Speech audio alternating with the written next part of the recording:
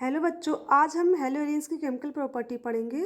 इसकी पहली chemical property है nucleophilic substitution reaction. Nucleophilic substitution reaction क्या होती है हमने हेलो एल्केन के केमिकल प्रॉपर्टी में बताया है। तो अगर आपको कोई डाउट होगा तो उस वीडियो को आप देख लीजिएगा, तो आपको समझ में आ जाएगा। ठीक है, अब बात करते हैं कि हेलोइरिन्स में ये रिएक्शन होती कैसे है। तो जो हेलोइरिन्स होते हैं वो न्यूक्लियोफिलिक सब्स्टिट्यूशन रिएक्शन करते तो हैं, बट कैसे होते हैं, लेस रिएक्टिव होते हैं। इसका रीज़न क्या है, अब ये हम बात करते हैं। ठीक है, इसका फर्स्ट रीज़न होता है रेजोनेंस इफेक्ट। अब हेलोइरिन्स में क्या होता है, जो एरीन ग्रुप होता है मीन्स बेंजीन रिंग जो होती है वो कैसी होती है, रेजोनेटिंग स्ट्रक्चर उसमें बहुत ज़्यादा, उसमें रेजोनेटिंग स्ट्रक्चर बनाने की प्रॉपर्टी क्या होती है, बहुत ज़्यादा होती है, क्योंकि उसमें alternate double and single bond लगे होते हैं। ठीक है, तो बात करते हैं अब इसमें रेजोनेंस इफेक्ट किस तरह से न्यूक्लियोफिलिक सब्स्टिट्यूशन रिएक्शन को मतलब रोकता है, यानी कि लेस रिएक्टिव क्यों होता है हेलोइरिन्स टूवर्ड्स न्यूक्लियोफिलिक सब्स्टिट्यूशन रिएक्शन। तो उसके स्ट्रक्चर को देख करके मैं आपको समझाऊंगी। ये देखिए हमारा हेलोइरिन्स है, यहाँ पर हमने हेलोजन के रूप में Cl को लिया। ठीक है, Cl कैसा होता है, इलेक्ट्रॉन डोनेटिंग ग्रुप होता है, यानी कि EDG होता है। ठीक है, और ये कैसा, ये बेंजीन रिंग कैसी होती है, इलेक्ट्रॉन विड्रॉइंग ग्रुप होती है। ठीक है, तो इलेक्ट्रॉन विड्रॉइंग ग्रुप का मतलब होता है इलेक्ट्रॉन लेने वाला group, and electron donating group का मतलब होता है इलेक्ट्रॉन देने वाला ग्रुप। तो क्लोरीन के पास क्या होते हैं, इतने, ये कितने होते हैं, 3 लोन पेयर्स होते हैं। तो ये जो कार्बन यहाँ पर होता है, इस पर ये इलेक्ट्रॉन डेफिशिएंट होता है, तो ये क्या करेगा, क्लोरीन के इलेक्ट्रॉन को अपनी तरफ खींचेगा, जिससे क्या हो जाएगा, कार्बन के बीच और इस Cl के बीच पार्शियल डबल बॉन्ड का फॉर्मेशन हो जाएगा, जिससे Cl क्या हो जाएगा, पॉजिटिवली चार्ज हो जाएगा। अब इस डबल बॉन्ड के फॉर्मेशन की वजह से ही क्या होता है, न्यूक्लियोफिलिक अटैक नहीं हो पाता। अब क्यों नहीं हो पाता देखते हैं। Partial double bond is shorter, stronger, यानी कि less polar, and hence can't be displaced easily by nucleophiles. यानी कि जो डबल बॉन्ड होता है वो कैसा होता है, शॉर्टर होता है एंड स्ट्रॉन्गर होता है, तो ये ईजिली न्यूक्लियोफाइल्स के थ्रू यहाँ से डिस्प्लेस नहीं हो सकता है। तो इस वजह से इसमें न्यूक्लियोफिलिक सब्स्टिट्यूशन रिएक्शन नहीं हो पाती है। अब देखते हैं इसका सेकंड रीजन क्या है। सेकंड है difference in hybridisation of carbon atom in CX bond. तो जो मतलब CX बॉन्ड होता है वो अगर हम एरिल हैलाइड में देखें एंड एल्किल हैलाइड में देखें तो दोनों में कैसा होता है, नेचर इनका डिफरेंट होता है। क्या होता है, जो sp3 टाइप का किस में होता है, एल्किल हैलाइड में होता है, एंड sp2 टाइप का किस में होता है, एरिल हैलाइड में होता है। अब इसके रीज़न क्या होता है, ध्यान से हम देखते हैं। ये देखिए एरिल हैलाइड है, अगर हम इसकी बात करें इस स्ट्रक्चर की, तो ये जो X है वो जिस कार्बन से अटैच है वो कार्बन कैसा है, डबल बॉन्डेड है ना। ये देखिए ये जो कार्बन है यहाँ पर कैसा है, ये डबल बॉन्डेड है, और इस डबल बॉन्ड कार्बन से क्या हेलोजन अटैच है। तो यानी कि जो CX बॉन्ड होता है वो कैसा होता है, sp2 हाइब्रिडाइज्ड होता है। बट अगर हम बात करें एल्किल हैलाइड की, तो उसमें बॉन्ड कैसा होता है, उसमें सिंगल बॉन्डेड होता है। ये देखिए ये कार्बन है, कैसा है, ये सिंगल बॉन्डेड है ना, ये देखिए सिंगल बॉन्डेड है। तो ये कैसा होता है, sp3 हाइब्रिडाइज्ड होता है। यानी कि अगर हम बात करें हेलो एल्केन एंड हेलोइरिन्स के CX के नेचर की, तो जो CX बॉन्ड होता है वो कैसा होता है, इसमें कार्बन बॉन्ड कैसा होता है, sp2 टाइप का होता है, और इसमें कैसा होता है, sp3 टाइप का होता है। तो अगर हम इनकी स्टेबिलिटी की बात करें, तो जो sp3 ऑर्बिटल का कार्बन होता है वो क्या होता है, वो एरिल हैलाइड के कंपेयर में कैसा होगा, मतलब लार्ज होगा और वीक होगा। यानी कि जो sp2 हाइब्रिडाइज्ड कार्बन एटम होता है वो कैसा होता है, शॉर्टर होता है एंड स्ट्रॉन्गर होता है। ठीक है, तो इसी वजह से ये क्या हो जाएगा, यहाँ के कार्बन और हैलाइड के बीच की जो बॉन्डिंग होगी वो बहुत स्ट्रांग होती है, जिसकी वजह से अगर न्यूक्लियोफाइल इस पर अटैक भी करेगा तो क्या होगा, यहाँ से हैलाइड को डिस्प्लेस नहीं कर सकता। तो इस वजह से इसमें न्यूक्लियोफिलिक सब्स्टिट्यूशन रिएक्शन नहीं हो पाती है। ठीक है, अब इसका थर्ड रीज़न क्या है, इनस्टेबिलिटी ऑफ फेनिल कैटायन। अब इसमें जो फेनिल कैटायन का फॉर्मेशन होता है वो कैसा होता है, वो स्टेबल नहीं होता है। और अगर हमने SN1 रिएक्शन में क्या देखा था कि कार्बोकैटायन बनता है और कार्बोकैटायन कैसा होता है, स्टेबल होता है। बट जो एरिल हैलाइड होता है इसमें कार्बोकैटायन बनता तो है बट कैसा होता है, इनस्टेबल, यानी कि स्टेबल नहीं होता है। ठीक है। The phenylcation forms as a result of self ionization will not be stabilized by resonance। यानी कि अगर फेनिल कैटायन बन जाता है तो क्या होगा, इनमें जो खुद से रेजोनेंस होने की प्रॉपर्टी होती है वो नहीं होगी, यानी कि इसमें रेजोनेटिंग स्ट्रक्चर इसका फिर नहीं बन पाएगा, जिसकी वजह से क्या होगी, इसकी स्टेबिलिटी नहीं होगी, यानी कि इसकी स्टेबिलिटी क्या हो जाएगी, कम हो जाएगी, यानी कि ख़त्म हो जाएगी। ठीक है।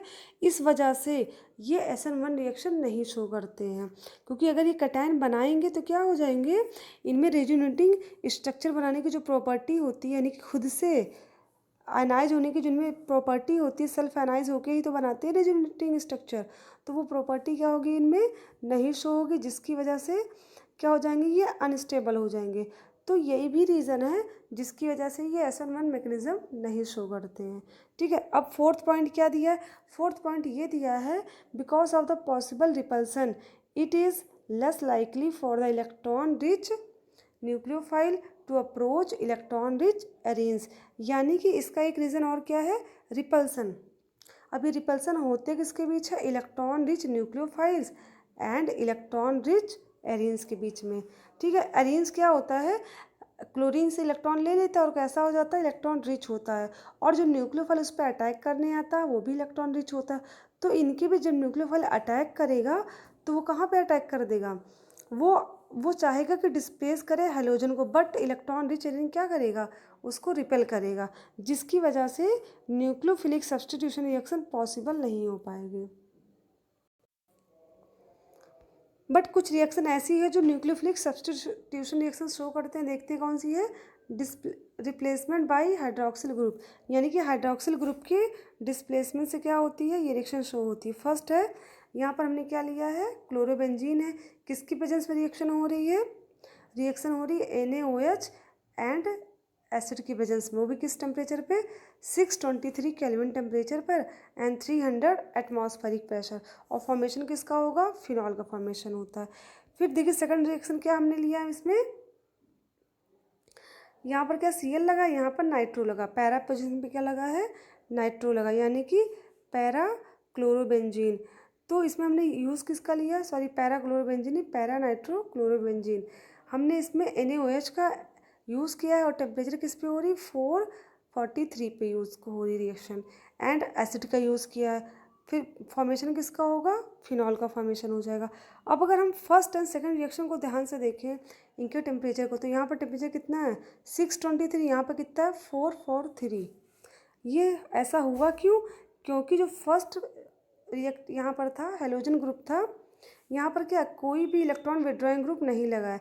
बट इस कंपाउंड की अगर बात करें तो यहाँ पर NO2 क्या होता है, इलेक्ट्रॉन विड्रॉइंग ग्रुप होता है, यानी कि इलेक्ट्रॉन लेने वाला ग्रुप। ठीक है। जैसे ही यहाँ से Cl इस कार्बन को इलेक्ट्रॉन देगा, ये एरीन ग्रुप क्या हो जाएगा, इलेक्ट्रॉन रिच ग्रुप हो जाएगा, और जैसे ही इलेक्ट्रॉन रिच होगा ये इलेक्ट्रॉन विड्रॉइंग ग्रुप क्या करेगा, एरीन से इलेक्ट्रॉन अपनी तरफ खींच लेगा। ठीक है। ताकि ये न्यूक्लियोफिलिक रिएक्शन शो कर सके। ठीक है। ये होता है न्यूक्लियोफिलिक रिएक्शन कराने के सबसे मतलब मेन पॉइंट यही है कि अगर किसी भी हेलो एरेन में इलेक्ट्रॉन विड्रॉइंग ग्रुप लगे हुए हैं तो वो क्या करेगा, न्यूक्लियोफिलिक रिएक्शन शो करता है। अब ये सेकंड एग्जांपल देख लेते हैं, इसमें क्या है, इसमें दो न्यूक्लियोफिलिक नहीं, इलेक्ट्रॉन विड्रॉइंग ग्रुप लगे हुए हैं, एक NO2 यहाँ लगा है, एक यहाँ, एक ऑर्थो पे लगा, एक पैरा पे लगा। अब ये ऑर्थो पैरा पे ही क्यों लगता है, इसके लगने का मेन रीज़न यही है क्योंकि जब हमने इसका रेजोनेटिंग स्ट्रक्चर फॉर्म किया था तो जो नेगेटिव चार्ज था वो किस पर आया था, ऑर्थो और पैरा पोजीशन पर ही आया था। एंड जब ऑर्थो एंड पैरा पोजीशन पे क्या होता है, इसकी रिएक्टिविटी इंक्रीज हो जाती है। अब देखिए इसमें हमने क्या किया, दो इलेक्ट्रॉन विड्रॉइंग ग्रुप, एक इधर है एक इधर है। अब ये जैसे क्लोरीन क्या करेगा, इस हेलोजन यानी कि इस एरिन की कार्बन देगा, ये एरिन कैसा हो जाएगा, इलेक्ट्रॉन रिच हो जाएगा, और जैसे ही एरिन इलेक्ट्रॉन रिच होगा ये इलेक्ट्रॉन विदड्रॉइंग ग्रुप और ये क्या करेगा, इससे इलेक्ट्रॉन अपनी तरफ पुल्ड करेगा यानी खींच लेगा, और जैसे इलेक्ट्रॉन पुल्ड करेगा तो क्या होगा, इनका बॉन्ड वीक हो जाएगा, जिससे ये बॉन्ड ब्रेक होकर के Cl माइनस के फॉर्म में अलग हो जाएगा, और इस पर न्यूक्लियोफाइल क्या कर सकेगा, अटैक करेगा, जिससे क्या हो जाएगा, न्यूक्लियोफिलिक रिएक्शन हो जाएगी और किसका फॉर्मेशन हो जाएगा, एल्कोहल का फॉर्मेशन हो जाएगा। ठीक है, अब न्यूक्लियोफिलिक सब्स्टिट्यूशन रिएक्शन को हम एक जरा मैकेनिज्म से देख लेते हैं, इसकी मैकेनिज्म देखते हैं। ठीक है, ये डॉस प्रोसेस भी इसको कहते हैं। न्यूक्लियोफिलिक सब्स्टिट्यूशन रिएक्शन जो होती है इसमें OH के रिप्लेसमेंट के थ्रू, उसको हम क्या कहते हैं, डॉस प्रोसेस। ये एक इंडस्ट्रियल मैन्युफैक्चरिंग प्रोसेस है, किसकी, फिनॉल की। ठीक है, तो इसमें देखिए क्या होता है, फर्स्ट स्टेप में हमने हेलोएरिन लिया है, सेकंड स्टेप में क्या बन गया, ONA ग्रुप लग गया, थर्ड स्टेप में फिनॉल बन गया। ठीक है, सोडियम एथॉक्साइड है। अब देखते हैं इसकी मैकेनिज्म। मैकेनिज्म में क्या होता है, फर्स्ट स्टेप में अगर हम ध्यान दें तो यहाँ पर क्या है, हेलोएरिन्स लगा हुआ है। इस हेलोएरिन सबको पता है आपको कि यहाँ पर क्या होता है, एक हाइड्रोजन एटम होता है। अब यह हाइड्रोजन एटम जो होगा वो क्या करेगा, अपना इस बॉन्ड का इलेक्ट्रॉन इस कार्बन को दे करके यहाँ से H+ के फॉर्म में अलग हो जाएगा यहाँ से। अब जैसे ही H+ फॉर्म के अलग होगा और यहाँ पर NaOH से रिएक्शन हो रही है, NaOH किस में ब्रेक होता है, Na+ में एंड OH- में। इसका OH तुरंत ही क्या करेगा, इस H के साथ बॉन्ड बना लेगा और क्या बना लेगा, वाटर मॉलिक्यूल के फॉर्म में अलग हो जाएगा। ठीक है, अभी क्या है, इसमें Na+ अभी बचा हुआ है, OH तो H2 के फॉर्म में चला गया, अभी Na बचा हुआ है। अब क्या होगा, जैसे हाइड्रोजन इस पर इलेक्ट्रॉन देता है इस कार्बन पर, यहाँ क्या हो जाएगा, नेगेटिव चार्ज आ जाएगा। क्यों, क्योंकि ये इलेक्ट्रॉन रिच हो चुका है। ठीक, अब यहाँ पे जो इलेक्ट्रॉन होता है नेगेटिव चार्ज, वो क्या करेगा, अपना इलेक्ट्रॉन इस बॉन्ड को देगा यानी कि इस कार्बन को देगा, और जैसे ही इलेक्ट्रॉन की एफिशिएंटी होगी, मतलब यहाँ इलेक्ट्रॉन बढ़ेगा, ये इस बॉन्ड का इलेक्ट्रॉन कहाँ शिफ्ट हो जाएगा, कार्बन की तरफ, यानी क्लोरीन की तरफ। क्लोरीन क्या करेगा, इस बॉन्ड के इलेक्ट्रॉन को अपनी तरफ खींचेगा, जिससे क्या हो जाएगा, Cl क्या हो जाएगा, Cl- के फॉर्म में अलग हो जाएगा, और यहाँ पर जो Na बचा था उसके साथ बॉन्ड बना के क्या बना लेगा, NaCl। ठीक है, एंड यहाँ पर क्या हो जाएगा, जहाँ पर इलेक्ट्रॉन ने अटैक किया था, यानी कि जहाँ पर इलेक्ट्रॉन ने अटैक किया था वो क्या बन जाएगा, यहाँ पर ट्रिपल बॉन्ड का फॉर्मेशन हो जाएगा, जिससे बोलते हैं बेंजाइन। ये क्या होता है, रिएक्शन इंटरमीडिएट होता है, यानी कि जब हम हेलोएरिन्स की न्यूक्लियोफिलिक रिएक्शन देखते हैं तो इसका रिएक्शन इंटरमीडिएट क्या फॉर्म होता है, बेंजाइन बनता है। ठीक है, अब इसके आगे की स्टेप देख लेते हैं क्या होता है। अब ये बेंजाइन जो है फिर से इस पर किसकी रिएक्शन कराएंगे, सोडियम हाइड्रोक्साइड की, क्योंकि देखिए सोडियम हाइड्रोक्साइड के 2 मॉलिक्यूल थे, हमने एक मॉलिक्यूल का यूज़ कर लिया, जिसमें से NaCl के फॉर्म में अलग हुआ और OH H2O के फॉर्म में अलग हो चुका है। अब इसके सेकंड स्टेप की बात करते हैं। इसमें क्या होता है, NaOH जैसे अटैक करेगा, Na+ फॉर्म में, OH- फॉर्म में होता है। ये क्या होगा, ट्रिपल बॉन्ड जो है इसका इलेक्ट्रॉन इस कार्बन पे आएगा, यानी कि ये कार्बन क्या करेगा, इस इलेक्ट्रॉन को खींच लेगा, जिससे क्या होगा, यहाँ पर जो ट्रिपल बॉन्ड था वो ब्रेक हो जाएगा और फिर से यहाँ पर इस कार्बन पर नेगेटिव चार्ज आ जाएगा। ठीक है, और क्या हो जाएगा, ये OH यहाँ पर नेगेटिव चार्ज आएगा, और यहाँ पे जैसे इस बॉन्ड का इलेक्ट्रॉन हटेगा, यहाँ पर क्या आ जाएगा, पॉजिटिव चार्ज, यानी कि इलेक्ट्रॉन की कमी आ जाएगी ना यहाँ पे, तो OH आके यहाँ पर अटैक कर देगा और किसका फॉर्मेशन कर लेगा, फिनॉल का फॉर्मेशन कर लेगा। अब देखिए क्या होता है, इस OH का बॉन्ड कैसा है, ये हाइड्रोजन अपना इलेक्ट्रॉन क्या करेगा, इस बॉन्ड का इलेक्ट्रॉन इस ऑक्सीजन को देगा, यानी ऑक्सीजन क्या करेगा, इस हाइड्रोजन का इलेक्ट्रॉन अपनी तरफ खींचेगा। और खींचता क्यों है, इसका मेन रीजन है -I इफेक्ट। ठीक है, जिसकी वजह से क्या होगा, यहाँ से हाइड्रोजन किसके फॉर्म में अलग हो जाएगा, H+ के फॉर्म में यहाँ से अलग हो जाएगा। ठीक है, अब क्या होगा, यहाँ पर O- लगा हुआ है, और हमें पता है जहाँ पर नेगेटिवली चार्ज है यहाँ पर क्या है, इससे क्या हो जाएगा, हाइड्रोजन जो निकला हुआ है आकर के यहाँ पर अटैक कर जाएगा। ठीक है, ये जो हाइड्रोजन यहाँ से निकलता है वो किसके फॉर्म में निकलता है, H+ के फॉर्म में निकलता है, और इस कार्बन पे क्या नेगेटिव चार्ज है, तो ये क्या करेगा, हाइड्रोजन एटम यहाँ पर अटैक करेगा और क्या बना लेगा, यहाँ फिर से आके जहाँ से वो निकला था वहाँ फिर से देखिए इस स्टेप में ऐड हो गया। अब यहाँ ऑक्सीजन कैसा नेगेटिवली चार्ज, क्यों, क्योंकि इसने हाइड्रोजन एटम के इलेक्ट्रॉन को अपनी तरफ पुल्ड किया था, तो इसके पास इलेक्ट्रॉन की एफिशिएंसी यानी कि बढ़ गया, ये इलेक्ट्रॉन रिच हो चुका है। अब क्या करेंगे, इसकी रिएक्शन कराएंगे Na के साथ, Na+ के साथ। ठीक है, क्योंकि OH क्या है, वो तो फर्स्ट स्टार्टिंग में ही यहाँ पर ऐड हो चुका है। अब यहाँ पे बचा क्या है, Na+ बचा है, तो वो नेक्स्ट स्टेप में क्या होगा, Na+ रिएक्ट करेगा और क्या कर लेगा, ये पॉजिटिवली चार्ज होता है तो ये इससे अटैक करेगा और क्या बना लेगा, सोडियम फेनॉक्साइड। ठीक है, सोडियम फेनॉक्साइड बना लेगा। अब इसमें किसका यूज़ करेंगे, हम एसिड का यूज़ करेंगे। ये देखिए यहाँ पर H+ आयन लिखा हुआ था ना, ये देखिए एसिड का यूज़ किया गया, एसिडिफिकेशन होगा तो एसिड का यूज़ जैसे करेंगे, एसिड क्या होता है, ये किस में टूटेगा, H+ में टूटेगा और Cl- में टूटेगा। ठीक है, जिससे क्या होता है कि यहाँ पे जो बॉन्ड होता है ये टूट जाएगा और क्या बना लेगा, NaCl बना लेगा और H जुड़ के क्या बना लेगा, OH। यानी कि इस तरह किसका फॉर्मेशन हो जाएगा, फिनॉल का फॉर्मेशन हो जाएगा। तो ये होगी nucleophilic substitution reaction in haloarenes.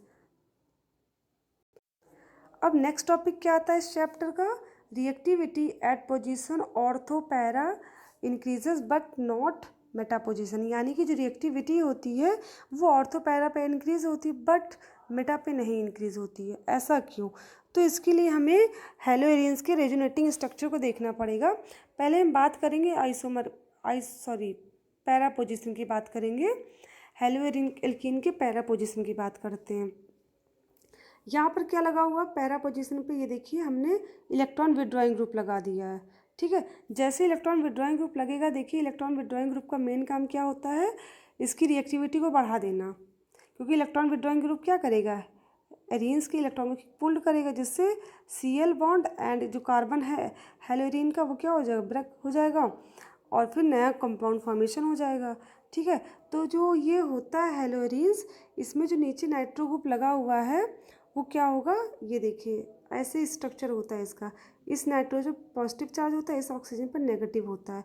अब इसकी रिएक्शन फर्स्ट स्टेप में क्या होगी, OH, यानी कि इस पे NaOH का OH अटैक करेगा, कोई भी OH यानी कि H2O का OH या फिर हम NaOH का एल्कोहलिक KOH का OH भी यूज़ कर सकते हैं। ये OH क्या करेगा, इस बॉन्ड पर अटैक करेगा। ठीक है, यानी कि कैसा है, इलेक्ट्रॉन डेफिशिएंट है, क्योंकि इसमें हो रहा क्या रहा, दिखा रहे हैं आपको हम ध्यान से। ये देखिए इसमें होता क्या है, ये जब इस बॉन्ड का इलेक्ट्रॉन यहाँ शिफ्ट होता है तो ये तो नेगेटिवली चार्ज हो जाएगा और ये कैसा हो जाएगा, पॉजिटिवली, यानी कि इलेक्ट्रॉन डेफिशिएंट हो जाता है। तो OH क्या करेगा, इस पर अटैक करेगा। ठीक है, और किसका फॉर्मेशन कर लेगा, यहाँ से Cl तो ऑलरेडी लगा हुआ था, OH यहाँ बन जाएगा। ठीक है, फिर क्या हो जाता है, यहाँ पर नेगेटिव चार्ज आ जाएगा। अब ये जो नेगेटिव चार्ज है यानी कि इसके पास इलेक्ट्रॉन की अधिकता है, तो क्या होगा, ये कार्बन जो यहाँ पर डबल बॉन्ड वाला कार्बन होता है क्या करेगा, इसके इलेक्ट्रॉन को अपनी तरफ खींचेगा, जिससे इस बॉन्ड का इलेक्ट्रॉन इस कार्बन पर शिफ्ट हो जाएगा और क्या होगा, पैरा पर नेगेटिव चार्ज आ जाएगा और पैरा पर जैसे नेगेटिव चार्ज आएगा ये क्या करेगा, इस पर इलेक्ट्रॉन अपना शिफ्ट कर देगा, यानी कि ये कार्बन क्या करेगा, इलेक्ट्रॉन को खींचेगा और इस डबल बॉन्ड का इलेक्ट्रॉन यहाँ पर शिफ्ट हो जाएगा, यानी कि ऑर्थो पर। ठीक है, अब नेगेटिव चार्ज कहाँ आ गया, ऑर्थो पर आ गया। तो अगर हम स्ट्रक्चर की बात करें, इसके रेजोनेटिंग स्ट्रक्चर की, तो क्या होता है, इसका जो हम स्ट्रक्चर अगर ध्यान से देखें तो फिर कैसा फॉर्मेशन हो रहा है, ये देखिए यहाँ पर नेगेटिव चार्ज, यहाँ पर नहीं है और यहाँ पर नेगेटिव चार्ज एंड यहाँ पर नेगेटिव चार्ज। इसका नेगेटिव चार्ज है किस पोजीशन पर, सिर्फ ऑर्थो एंड पैरा पोजीशन पर। ठीक है, तो इस वजह से क्या होता है, पैरा आइसोमर जो होते हैं वो कैसे होते हैं, मोर रिएक्टिव होते हैं। ठीक है, अब अगर हम बात करें ऑर्थो आइसोमर की, तो ये भी सेम है, बस इसमें हमने किसका यूज़ कर लिया, नाइट्रो ग्रुप ऑर्थो पोजीशन पर लग गया है। ठीक है, NO2 ऐसे ब्रेक होता है, N पॉजिटिवली चार्ज होता है, एक ऑक्सीजन नेगेटिव होता है क्योंकि दूसरा कैसा होता है, डबल बॉन्डेड। अब क्या होगा, इस पर OH एल्कोहलिक OH जो है वो क्या करेगा, इस कार्बन पर अटैक करेगा क्योंकि इस बॉन्ड ने क्या किया, अपना इलेक्ट्रॉन यहाँ शिफ्ट कर दिया है। ठीक है, जिससे क्या हो जाएगा, यहाँ पर नेगेटिव चार्ज आ जाएगा, यहाँ पर नेगेटिव चार्ज आ जाएगा। अब क्या होगा, ये कार्बन क्या करेगा, इलेक्ट्रॉन को यहाँ से खींचेगा अपनी तरफ और जैसे इलेक्ट्रॉन खींचेगा इस डबल बॉन्ड का इलेक्ट्रॉन यहाँ शिफ्ट हो जाएगा। अब क्या होगा, जिधर इलेक्ट्रॉन शिफ्ट होता है डबल बॉन्ड का, वहाँ पर नेगेटिव चार्ज आ जाता है। अब इलेक्ट्रॉन कहाँ शिफ्ट हो गया, ये देखिए यहाँ पर नेगेटिव चार्ज है, ये इलेक्ट्रॉन यहाँ शिफ्ट होगा और इस डबल बॉन्ड का इलेक्ट्रॉन यहाँ आ जाएगा, यानी कि माइनस चार्ज कहाँ पे आ जाएगा, ऑर्थो पे फिर से आ जाएगा। ठीक, अब ये ऑर्थो पर जो इलेक्ट्रॉन चार्ज है वो क्या करेगा, अपना इलेक्ट्रॉन इस बॉन्ड को देगा और इससे क्या हो जाएगा, जो Cl बॉन्ड का इलेक्ट्रॉन है वो क्या हो जाएगा, ये Cl लेकर के यहाँ से ब्रेक हो जाएगा और किसका फॉर्मेशन हो जाएगा, नाइट्रोफिनॉल का, ऑर्थो नाइट्रोफिनॉल का फॉर्मेशन हो जाएगा। फर्स्ट स्टेप में क्या बना था, पैरा नाइट्रोफिनॉल। अब ये दोनों कैसे थे, रिएक्टिविटी इनकी क्या थी, बहुत अच्छी सी रिएक्टिविटी हुई है इनके बीच, क्योंकि इसमें जो इलेक्ट्रॉन विड्रॉइंग ग्रुप है इसमें कहाँ पर लगा है, इसमें ऑर्थो पर लगा है और यहाँ पर पैरा पर लगा है। तो इनकी रिएक्शन कैसी हुई है, बहुत फास्ट हुई है, यानी कि रिएक्टिविटी इसकी बहुत तेज़ थी इस रिएक्शन में, क्योंकि यहाँ पर जो हमारा इलेक्ट्रॉन विड्रॉइंग ग्रुप था वो ऑर्थो एंड पैरा पर लगा हुआ था। अब बात करते हैं मेटा आइसोमर की, कि मेटा पोजीशन पर अगर नाइट्रो ग्रुप लगा तो फिर रिएक्टिविटी कम क्यों हो जाती है, यानी कि तब फास्ट क्यों नहीं होती रिएक्टिविटी, और रिएक्टिविटी ज़्यादा क्यों नहीं होती है। ध्यान से इसका रेजोनेटिंग स्ट्रक्चर आप देखिएगा। अगर हम बात करें, अब देखिए Cl है ना, OH क्या होता है, हमेशा किस पर अटैक करता है, इस कार्बन पर। क्यों, क्योंकि इस डबल बॉन्ड का इलेक्ट्रॉन इस कार्बन पर शिफ्ट होगा। पता है कि ये सेल्फ आयनाइजेशन करते हैं, तो इनमें जो रेजोनेटिंग स्ट्रक्चर फॉर्म होना शुरू होता है वो खुद से हो जाता है इसमें। तो क्या होगा, जैसे ही डबल बॉन्ड, इस कार्बन का डबल बॉन्ड इस पर शिफ्ट होगा, ये ऑक्सीजन OH क्या होगा, यहाँ पर अटैक करेगा इस कार्बन पर, क्योंकि इलेक्ट्रॉन डेफिशिएंट हो चुका है। ठीक है, अब क्या हो जाएगा, इससे इस कार्बन पर नेगेटिव चार्ज आ गया ऑर्थो पोजीशन पर और यहाँ पर OH लग गया। ये तो हो गया फर्स्ट स्टेप की बात। अब जैसे ही नेगेटिव चार्ज होगा, यानी कि यहाँ पर इलेक्ट्रॉन की अधिकता हो गई है, तो ये कार्बन क्या करेगा, इलेक्ट्रॉन को खींचेगा अपनी तरफ। जैसे खींचेगा अपनी तरफ, क्या हो जाएगा, ये डबल बॉन्ड का इलेक्ट्रॉन इस पर शिफ्ट हो जाएगा, यानी कि पैरा पोजीशन पर, और पैरा पोजीशन पर क्या हो जाएगा, नेगेटिव चार्ज आ जाएगा। ये देखिए पैरा पोजीशन में क्या आ जाएगा, नेगेटिव चार्ज आ जाएगा, और ये जैसे इलेक्ट्रॉन यहाँ शिफ्ट हुआ, यहाँ डबल बॉन्ड फिर से फॉर्मेशन हो जाएगा। अब ये नेगेटिव चार्ज का इलेक्ट्रॉन कौन खींचेगा, अपने ये कार्बन अपनी तरफ खींचेगा, और ये डबल बॉन्ड का इलेक्ट्रॉन यहाँ शिफ्ट हो जाएगा, जिससे फिर से ऑर्थो की तरफ नेगेटिव चार्ज आ जाएगा और यहाँ डबल बॉन्ड का फॉर्मेशन देखिए हो गया। ठीक, अब नेक्स्ट स्टेप में क्या होता है, इसमें जो होगा, ये जो यहाँ का मतलब ऑर्थो का जो नेगेटिव चार्ज है वो क्या करेगा, इस कार्बन को, इसको खींचेगा अपनी तरफ।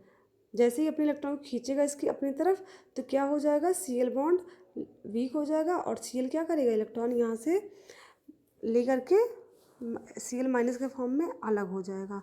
ठीक है, और वैसे ही किसका फॉर्मेशन हो जाएगा, मेटा नाइट्रोफिनॉल का फॉर्मेशन हो जाएगा। ठीक है, और Cl माइनस आयन बन जाएगा। ठीक है, ये रिएक्शन होती है इन तीनों आइसोमर की, ऑर्थो, मेटा एंड पैरा की। अब जो इसका मेन पॉइंट है उसको मैं लाइन से पढ़ती हूँ, आप ध्यान से सुनिएगा। क्या दिया, the presence of electron withdrawing group means NO2 group at ortho and para position increases the reactivity of halogens, because in the resonating structure of halogens negative charge appeared at ortho and para position. हमने अगर बात करें ortho and para position की, जो हमने resonating structure form किया था उसमें नेगेटिव चार्ज कहाँ कहाँ आया था, सिर्फ ऑर्थो पे आया था एंड पैरा पे। ये देखिए यहाँ पर भी ऑर्थो पे आया है और पैरा पर आया है। ठीक है, तो इस वजह से क्या होती है, जो रिएक्टिविटी होती है ऑर्थो एंड पैरा पोजीशन पे, अगर कोई इलेक्ट्रॉन विड्रॉइंग ग्रुप लगा है तो वो रिएक्टिविटी क्या होगी, हेलोजेंस की ज़्यादा हो जाती है। ठीक है, अब बात करते हैं मेटा की। While in case of Meta nitrobenzene none of the resonating structures bear the negative charge on carbon atom bearing the NO2 group. Therefore, the presence of nitro group at meta position does not stabilize negative charge and no effect, no reactivity is observed by the presence of nitro group at meta position। यानी कि अगर NO2 group Meta position पर present है तो उसकी reactivity बहुत कम होती है, यानी कोई रिएक्टिविटी होती ही नहीं है, क्योंकि इसके रेजोनेटिंग स्ट्रक्चर में नेगेटिव चार्ज मेटा पोजीशन पर फॉर्म होता ही नहीं है। ठीक है, तो सबसे मेन रीजन क्या है, इसका रेजोनेटिंग स्ट्रक्चर। इसके रेजोनेटिंग स्ट्रक्चर में सिर्फ दो जगह नेगेटिव चार्ज बियर होता है, एक होता है पैरा और एक होता है ऑर्थो। इस वजह से ऑर्थो एंड पैरा पे अगर इलेक्ट्रॉन विड्रॉइंग ग्रुप लगा है तो इसकी रिएक्टिविटी क्या हो जाएगी, बहुत तेज़ हो जाएगी। ठीक है, और मेटा पे क्या होता है, अगर मेटा पे लगा हुआ तो रिएक्टिविटी पे कोई इफेक्ट पड़ेगा ही नहीं। क्यों? क्योंकि मेटा पर नेगेटिव चार्ज बियर होता ही नहीं है। ठीक है,